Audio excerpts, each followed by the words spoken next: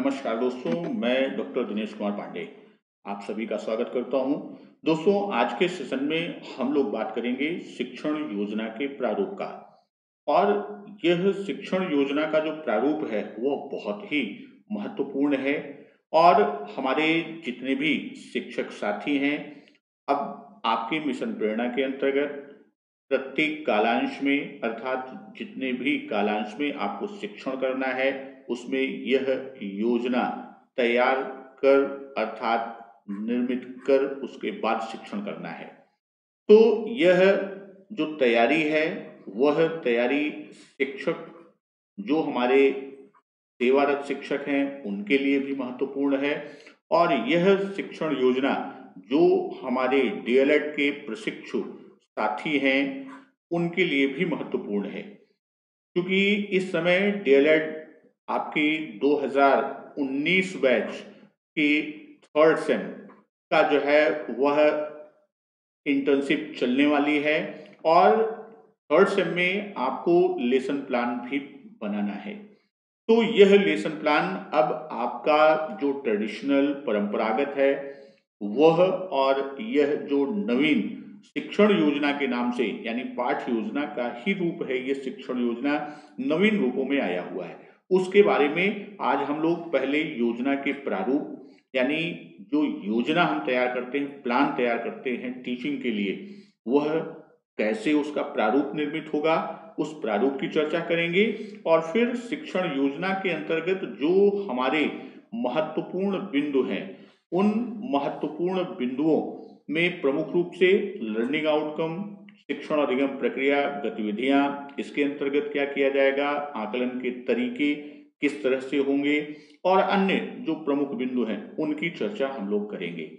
दोस्तों, यदि आपने यह पूरा वीडियो देख लिया तो यह विश्वास कीजिए कि आपको लेसन प्लान या जो नवीन शब्दावली में कहा जाता है शिक्षण योजना, तो वह दोनों ही आपके लिए बहुत ही सरल और सुगम्य हो जाएगा। बहुत आसानी से आप अपना प्लान, वह टीचिंग प्लान तैयार कर सकते हैं। तो चलिए चलते हैं इसी क्रम में।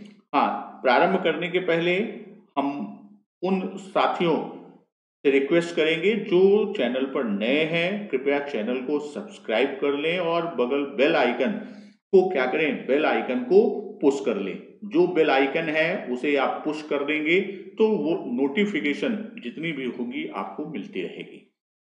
चलिए चलते हैं। शिक्षण योजना का जो प्रारूप है उसमें सबसे पहले बात करते हैं, ऊपर हम हेडिंग डालते हैं शिक्षण योजना।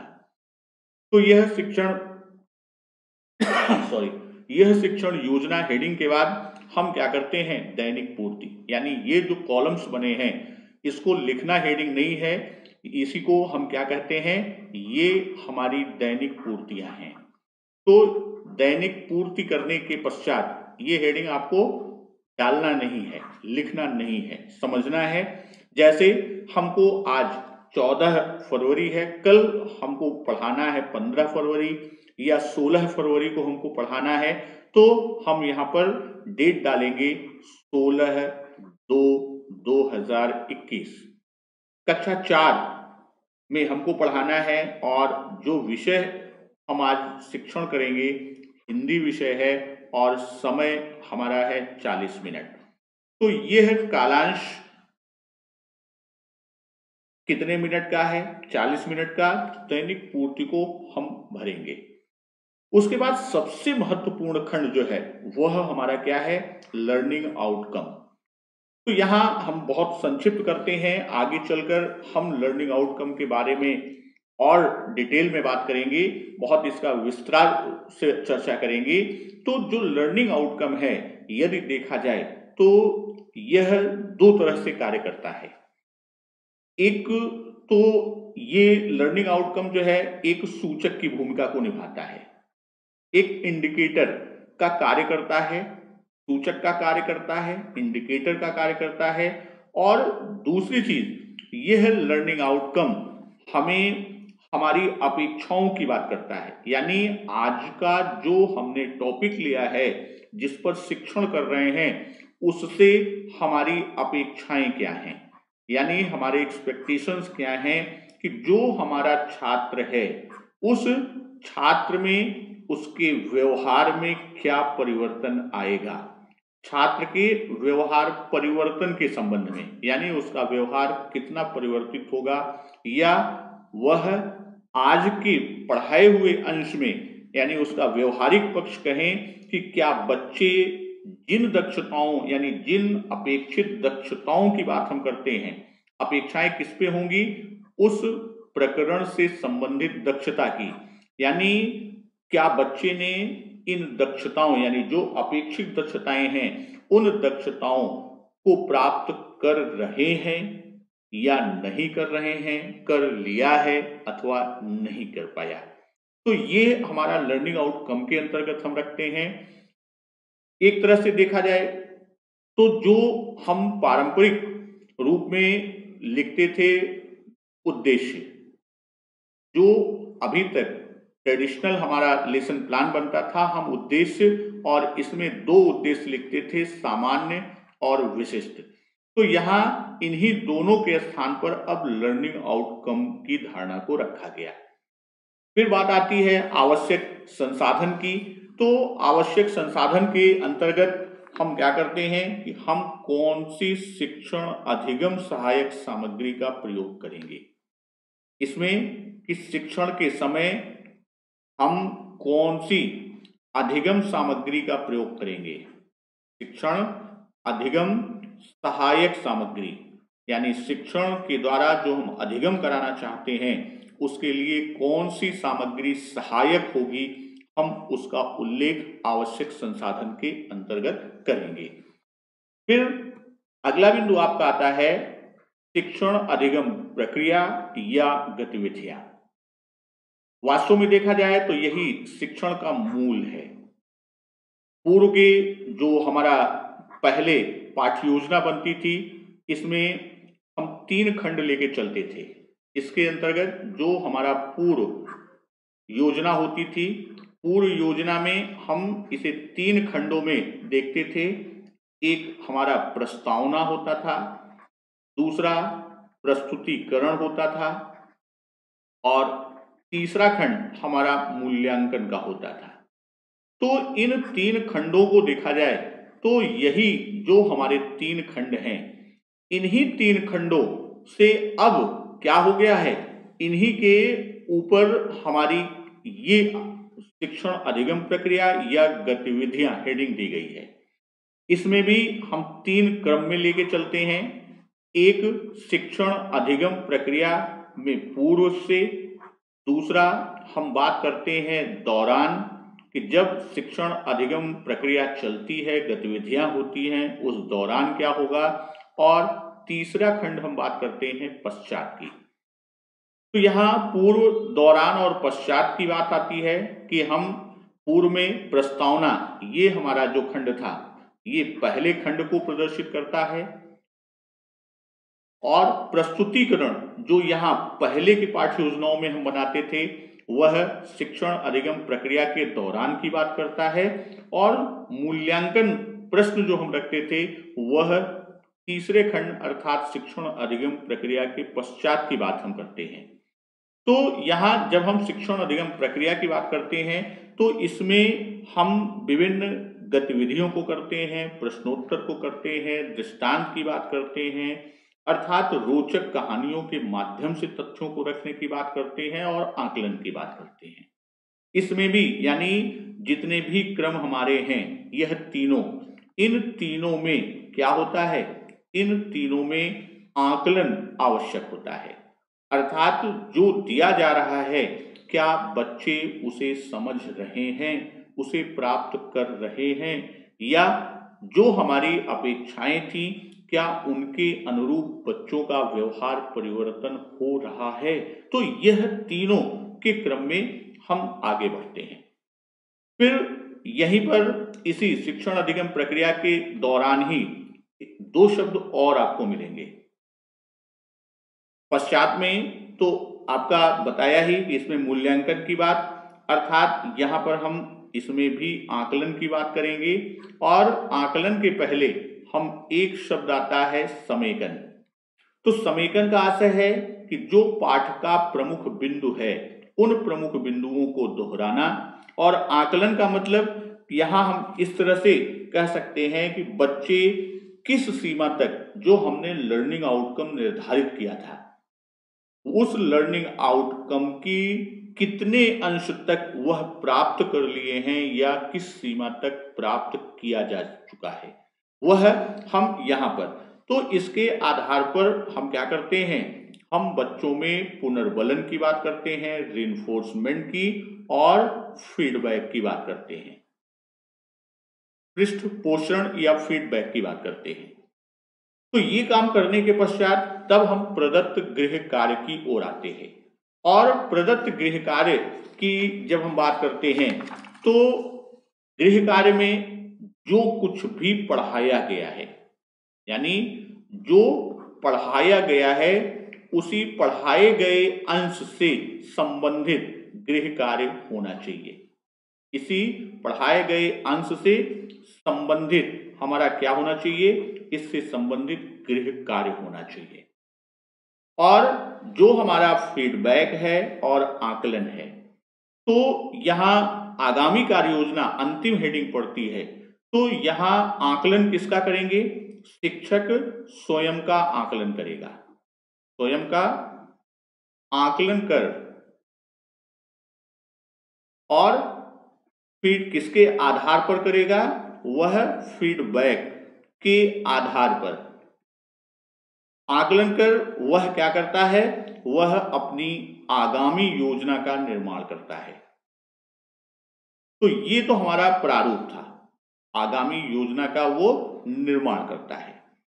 तो ये हमारा जो प्रमुख बिंदु जिसमें हमारा लर्निंग आउटकम है, आवश्यक संसाधन है अर्थात जिसे हम टीएलएम कहते हैं, शिक्षण अधिगम सहायक सामग्री कौन कौन सी होगी, फिर शिक्षण अधिगम प्रक्रिया या गतिविधियों की बात, इसमें हमने पूर्व का जो योजना थी उसका, और अब जो नई संकल्पना आई है कि शिक्षण अधिगम प्रक्रिया गतिविधियां, तो शिक्षण अधिगम प्रक्रिया के पूर्व क्या है, उसके दौरान क्या है और पश्चात, फिर प्रदत्त गृह कार्य और आगामी योजना।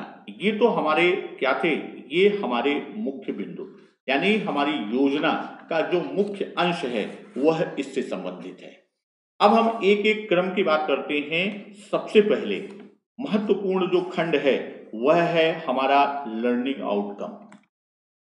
तो सबसे पहले हम ये समझ लेते हैं कि लर्निंग आउटकम है क्या, क्योंकि हर पाठ में हमको लर्निंग आउटकम की बात मिलेगी, यानी हम यह निर्धारित करेंगे लर्निंग आउटकम क्या है। लर्निंग आउटकम का निर्धारण आपको प्रत्येक योजना में करना है कि आज बच्चे को कहां तक हमको अधिगम कराना है या हमारी अपेक्षा क्या है। तो लर्निंग आउटकम क्योंकि प्रत्येक योजना में हमें निर्धारित करना है, तो सबसे पहले तो हम ये जान लें कि लर्निंग आउटकम है क्या। तो यदि देखा जाए तो आरटीई 2009, अगर हम बात करें किसकी, आरटीई 2009 की, तो आरटीई 2009 में 3 चीजों की बात यहां हम कर सकते हैं। पहली बात हम करें कि बच्चों के गुणवत्तापूर्ण सीखने पर बल, यानी आरटीई 2009 में पहली चीज क्या कही गई है कि बच्चों के गुणवत्तापूर्ण सीखने पर, गुणवत्तापूर्ण सीखने पर बल। दूसरा, वही बच्चों के गुणवत्तापूर्ण सीखने के सूचक के रूप में, जो लर्निंग आउटकम की बात कर रहे हैं, कि सूचक इंडिकेटर्स के रूप में, सूचक के रूप में क्या है हमारा लर्निंग आउटकम। और तीसरी चीज हम बात करेंगे किसकी, कि कक्षा 1 से 8 तक, कक्षा 1 से 8 तक एनसीईआरटी एनसीईआरटी जो हमारा राष्ट्रीय संस्था है वह क्या करती है, प्रमुख लर्निंग आउटकम्स बनाए हुए हैं। एनसीईआरटी ने क्या किया है कि उसने प्रमुख लर्निंग आउटकम्स निर्मित किए हैं, लर्निंग आउटकम्स निर्मित किए हैं या बनाए हैं। तो अब यहां बात आती है कि उसने एनसीईआरटी ने बनाया है और यह एक प्रमुख इंडिकेटर के रूप में कार्य करता है और लर्निंग आउटकम का निर्धारण हमको प्रत्येक योजना में करना है। तो फिर ये लर्निंग आउटकम है क्या? अब यहां एक प्रश्न ये उठता है कि लर्निंग आउटकम वास्तव में है क्या?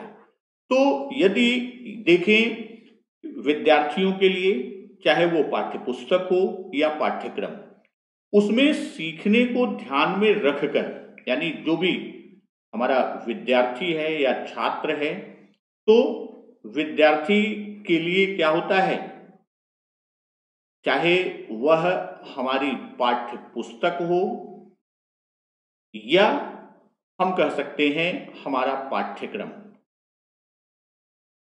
इनमें क्या होता है कि इनमें सीखने को ध्यान में रखकर, यानी कहां तक क्या करना है, सीखना है। तो सीखने को ध्यान में रखकर कहां तक सीखना है, वही क्या है हमारा, वही हमारा लक्ष्य है, या किस दक्षता तक हमको ले जाना है। तो यह दोनों चीजें क्या होती हैं, यह दोनों चीजें निर्धारित होती हैं, यानी चाहे वो पाठ्य पुस्तक हो या हमारा पाठ्यक्रम। तो यह लक्ष्य या दक्षता अर्थात कहां तक हमको जाना है वही हमारा लक्ष्य है, तो वो निर्धारित होती हैं और शिक्षक इन्हीं को ध्यान में रखकर, यानी यही लक्ष्य जो होता है इसी को क्या करता है, शिक्षक ध्यान में रखता है। शिक्षक क्या करता है, शिक्षक ध्यान रखता है, तो दैनिक शिक्षण कार्य को संपादित करता है, इसी को ध्यान में रखता है और क्या करता है, दैनिक शिक्षण कार्य, दैनिक शिक्षण यानी प्रतिदिन का अपना शिक्षण कार्य संपादित करता है। तो यह कह सकते हैं कि जो शिक्षण ही नहीं बल्कि वह सह शैक्षिक गतिविधियों का भी आयोजन करता है। दैनिक शिक्षण कार्य के साथ साथ वह क्या करता है, वह विभिन्न सह शैक्षिक गतिविधि का भी आयोजन करता है। तो इन्हीं को, यानी यह जो लक्ष्य है या जो दक्षता प्राप्त करानी है, जिसको ध्यान में रखकर शिक्षक शैक्षिक गतिविधि या दैनिक शिक्षण कार्य को वो संपादित करता है, वही हमारा क्या है, वही हमारा लक्ष्य ही क्या है, हमारा लर्निंग आउटकम है। तो दोस्तों, जैसा हम जानते हैं कि हमारा लर्निंग आउटकम के अंतर्गत कि यह लर्निंग आउटकम, इसे हम विभिन्न अन्य नामों से भी जानते हैं। इसी को हम अधिगम परिणाम भी कहते हैं।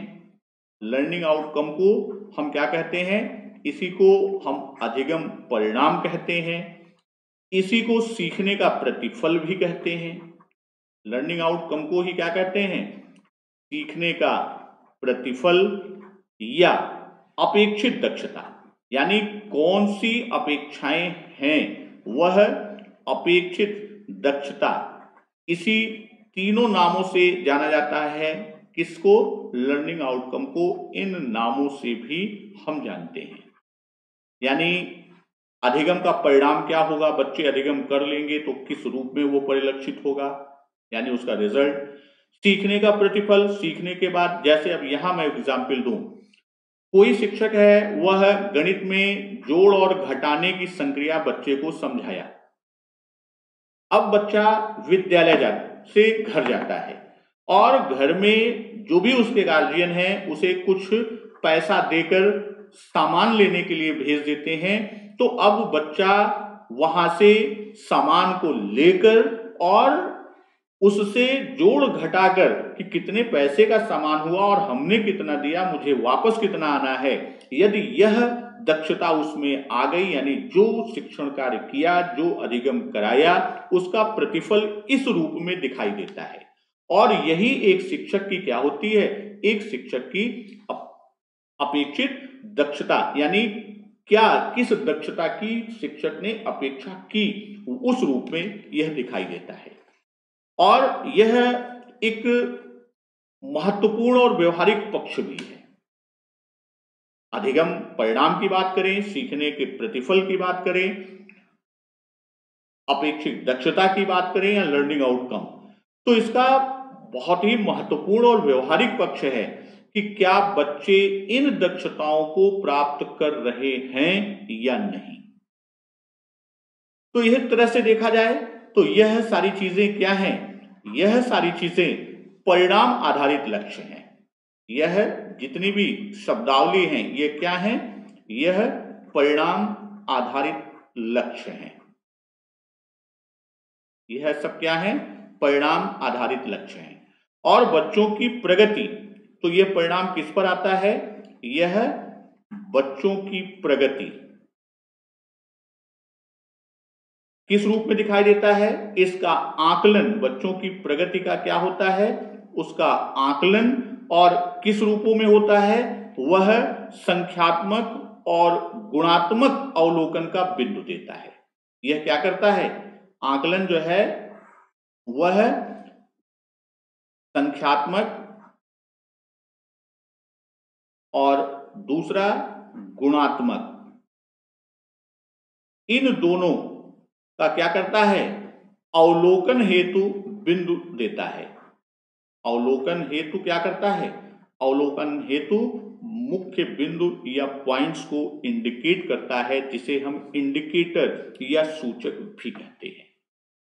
तो अगर अब एक एक शब्द से बात करें, अधिगम परिणाम की बात जब हम कर रहे हैं, तो उसका जो आशय है उन परिणाम या दक्षताओं से है जो किसी कक्षा में अध्ययनरत विद्यार्थी होते हैं को उनके निर्धारित पाठ्यक्रम के अनुसार अपेक्षित दक्षता के प्राप्त होने से परिलक्षित होते हैं।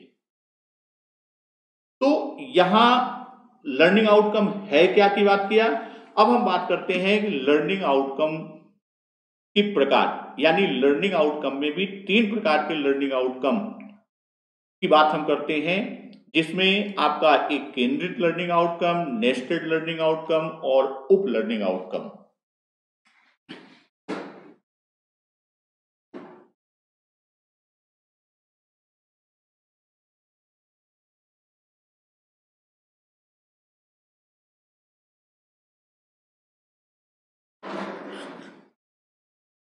तो इन तीनों खंडों की जब हम बात करते हैं तो हमारा लर्निंग आउटकम इनके प्रकार के आधार पर और सहज हो जाएगा लर्निंग आउटकम को समझना। तो जो लर्निंग आउटकम है, तो लर्निंग आउटकम के 3 रूप की बात हमने की थी।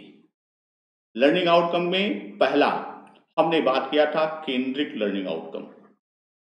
पहला क्या है, केंद्रित लर्निंग आउटकम।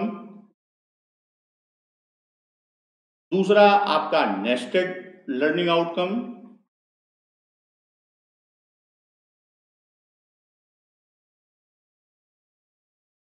और तीसरा आपका है उप लर्निंग आउटकम। तो यहां इन तीनों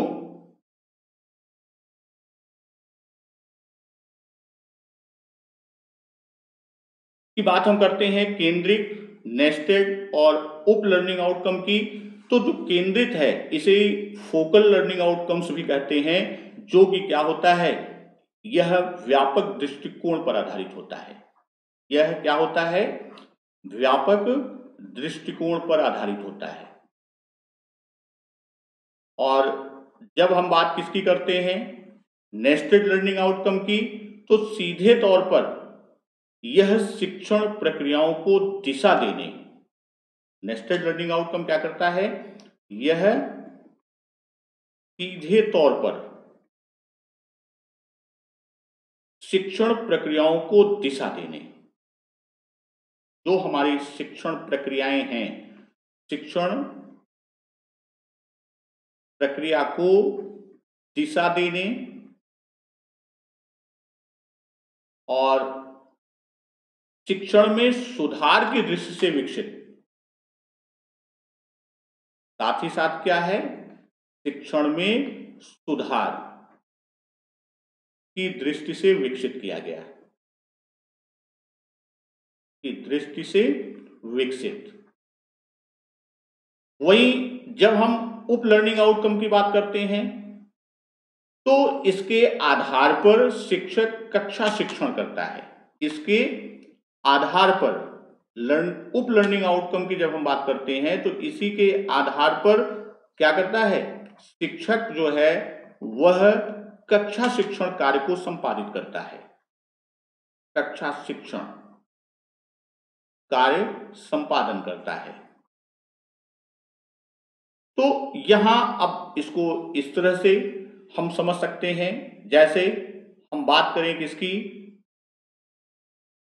नेस्टेड की या केंद्रित की बात करें, फोकल की बात करें या उप की बात करें, तो जो केंद्रित है, जो क्या है, व्यापक दृष्टिकोण पर आधारित होता है, अर्थात यह जीवन कौशल पर आधारित या जीवन में सफलता से संबंधित होता है।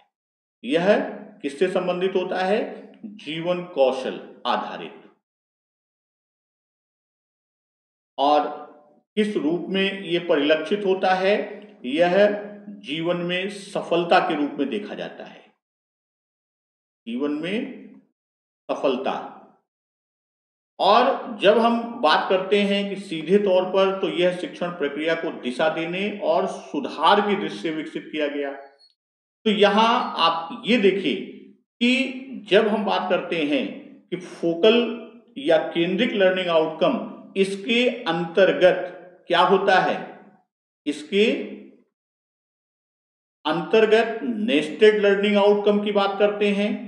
और नेस्टेड लर्निंग आउटकम की जब हम बात करते हैं तो कक्षा में विषयवार शिक्षण की दृष्टि से कई उप लर्निंग आउटकम्स में विभाजित करते हैं। नेस्टेड को क्या करते हैं, जब हम इसके क्रम में देखते हैं तो अनेक उप लर्निंग आउटकम्स में विभाजन, अनेक उप लर्निंग आउटकम्स में क्या होता है, उसमें विभाजन। किस दृष्टि से यह विभाजन होता है, यह विषयवार और कक्षावार। यानी कक्षा में जब हम विषयवार शिक्षण की बात करते हैं तो अनेक उप लर्निंग आउटकम्स में होता है और यह उप लर्निंग आउटकम के आधार पर कक्षा शिक्षण कार्य का संपादन होता है। अर्थात यह किससे संबंधित है, यह पाठ्यचर्या से संबंधित है, इससे पाठ्यचर्या से संबंधित है। तो यहां पर अगर हम देखें तो उप लर्निंग आउटकम से क्या होता है, उप लर्निंग आउटकम कई, जब एक ही प्रकृति के कई आउटकम का गुच्छा तैयार होता है, इस रूप में एक ही प्रकृति के कई, और किस रूप में, गुच्छे के रूप में होता है, तो यह नेस्टेड लर्निंग आउटकम होता है। और नेस्टेड लर्निंग आउटकम के आधार पर जीवन कौशल आधारित या जीवन में सफलता की बात चलती है। यानी यह एक दूसरे पर क्या है, पूरी तरह से अन्योन्याश्रित है। ये तो हमारा क्या है, ये लर्निंग आउटकम की बात किया। अब बात आती है शिक्षण अधिगम प्रक्रिया या गतिविधि। अगला जो बिंदु है प्रारूप में वह क्या है, शिक्षण अधिगम प्रक्रिया या गतिविधि। तो शिक्षण अधिगम प्रक्रिया को यदि देखा जाए तो इसके अंतर्गत हम गतिविधि, प्रयोग, प्रसंग, कक्षा कार्य, यानी इन्हीं के आधार पर हम क्या करते हैं, बच्चों के साथ हमको कार्य करना है।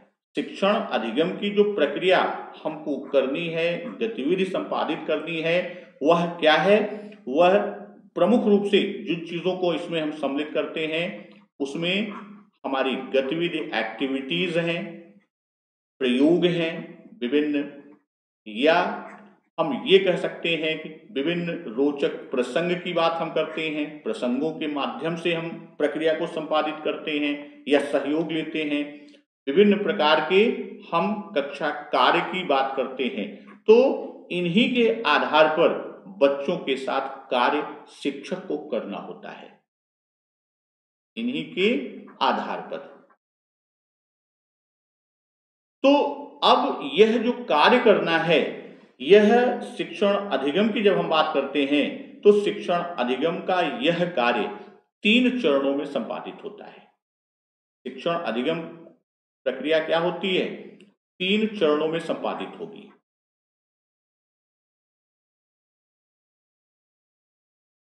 और यह शिक्षण अधिगम प्रक्रिया किस पर आधारित होगी?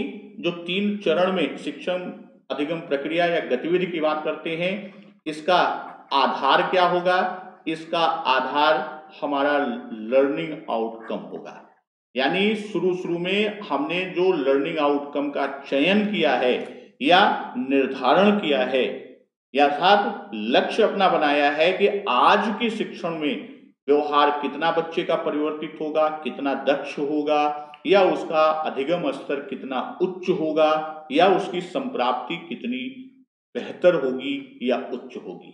तो उसी लर्निंग आउटकम के आधार पर हम क्या करते हैं? उसी के आधार पर हम अधिगम क्रिया का आयोजन करते हैं। तो इसमें 3 चरण जो है, तो पहला चरण जो होता है शिक्षण के प्रारंभ में, यानी जब शिक्षण कार्य करता है तो शिक्षण के प्रारंभ में। तो पूर्व में जैसा हमने अभी पहले चर्चा किया कि शिक्षण के प्रारंभ में हम प्रस्तावना की बात करते हैं। तो यहां हम ये कह सकते हैं कि आरंभ में शिक्षक क्या करेगा? रोचक प्रस्तावना करेगा। शिक्षक क्या करेगा? रोचक प्रस्तावना प्रस्तुत करेगा। अब यह रोचक प्रस्तावना किस तरह से करेगा? अगर हम इस रोचक प्रस्तावना की बात करें तो वह रोचक प्रस्तावना को विभिन्न रूपों में प्रस्तुत कर सकता है। तो यहां हम ये कहें कि प्रसंग के साथ चर्चा करे वो, अर्थात वह क्या करेगा? प्रसंग के साथ चर्चा करे, या वह प्रश्नोत्तर करे, चर्चा करे, प्रश्नोत्तर करे, वह गतिविधि को कराए।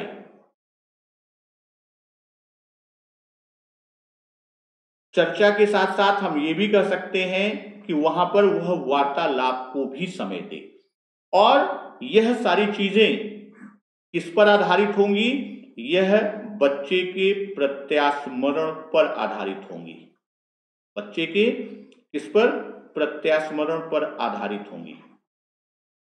तो यहां जो वह प्रसंग के माध्यम से चर्चा करके, वार्तालाप करके, प्रश्नोत्तर से, गतिविधि से, किसी भी रूप में वह क्या करेगा? वह अपना प्रस्तावना रोचक ढंग से निकालने का प्रयास करेगा। तो यहां शिक्षण के प्रारंभ की बात किया। फिर दूसरा चरण, 3 चरण की बात किया, तो दूसरा चरण क्या है? शिक्षण के दौरान। अब शिक्षण के दौरान जो पूर्व की योजना में हम लोग प्रस्तुतिकरण कहते थे, तो प्रस्तुतिकरण में टीचर क्या करता है? तो उस चीज की बात, तो यहां पर शिक्षक के द्वारा जो भी एक्टिविटी की जाएगी, जो भी गतिविधि की जाएगी, अर्थात यह गतिविधि किसके साथ होगी? शिक्षक बच्चों के साथ यह गतिविधि को संपादित करेगा। तो अब बच्चों के साथ वह कोई भी कार्य करे, किसी भी तरह का कार्य करे, कोई भी गतिविधि वो करे, तो उन सब को शिक्षक को क्या करना है? इस खंड में उसे लिखना है। अब यहाँ एक प्रश्न और आता है कि शिक्षण के दौरान भी, चूंकि हम आप सतत और व्यापक मूल्यांकन की बात करते हैं, तो जो शिक्षण के दौरान का खंड है, चरण है, शिक्षण के दौरान भी क्या करना है, बच्चे का आकलन करना है। तो अब यह आकलन जो वह शिक्षण के दौरान की बात करेगा, वह किस आधार पर करेगा? वह बातचीत के आधार पर कर सकता है, वह किस रूप में, प्रश्नोत्तर के रूप में कर सकता है, अर्थात प्रश्नोत्तर विधि की बात कर सकता है, वह गृह कार्य का आकलन कर सकता है। अब ये आकलन कई रूपों में चलेगा, तो यहां पर हम दौरान की बात करें तो कक्षा कार्य का आकलन, या हम कह दें अवलोकन के द्वारा वह कर सकता है, जो भी कक्षा कार्य है उसके अवलोकन के आधार पर कर सकता है। और गतिविधि में प्रतिभागिता को देखकर, अगर गतिविधि कर रहा है तो जो भी गतिविधि चल रही है उस गतिविधि में बच्चों की प्रतिभागिता, बच्चों की प्रतिभागिता को देखकर वह आकलन कर सकता है। तो यहां शिक्षण के दौरान की बात किया।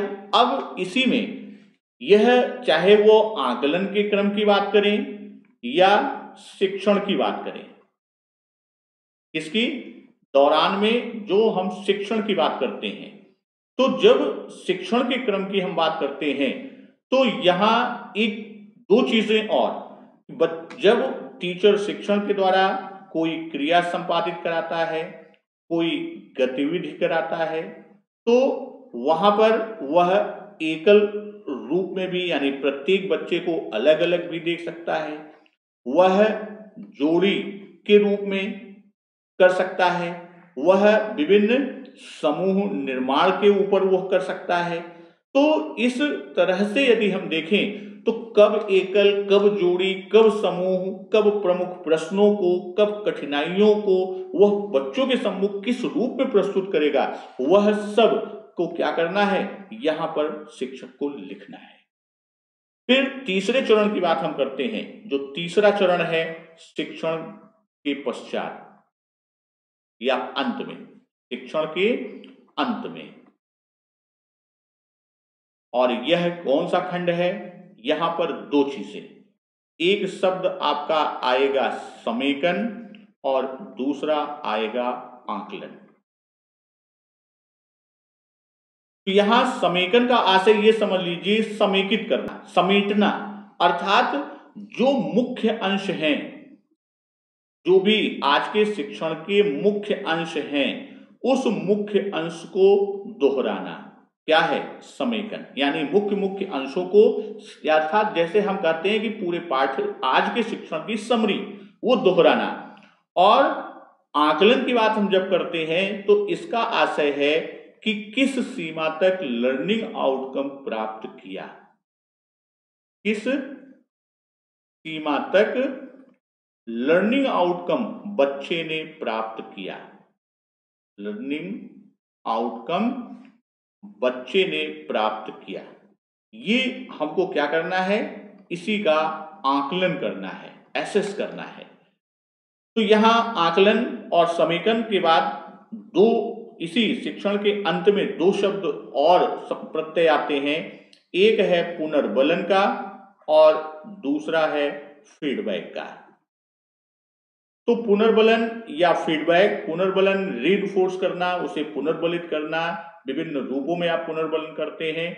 और फीडबैक का आशय यह है कि इसमें आप क्या करते हैं, आप उसका पृष्ठपोषण की बात करते हैं, फीडबैक लेते हैं और बच्चे को क्या कर देते हैं, आप गृह कार्य देते हैं, प्रदत्त गृह कार्य की बात करते हैं। तो प्रदत्त गृह कार्य के अंतर्गत आप जो अंश पढ़ाया गया है, यानी पढ़ाए गए अंश से ही संबंधित आप बच्चे को क्या देंगे, गृह कार्य देंगे, जो थोड़ा सा क्रिएटिव हो, यानी बच्चे की क्रिएटिविटी को परिलक्षित कराए, उसके अंदर के भाव का बाह्य प्रकटीकरण कराए, कि उसने क्या ग्राह्य किया वो प्रकट हो।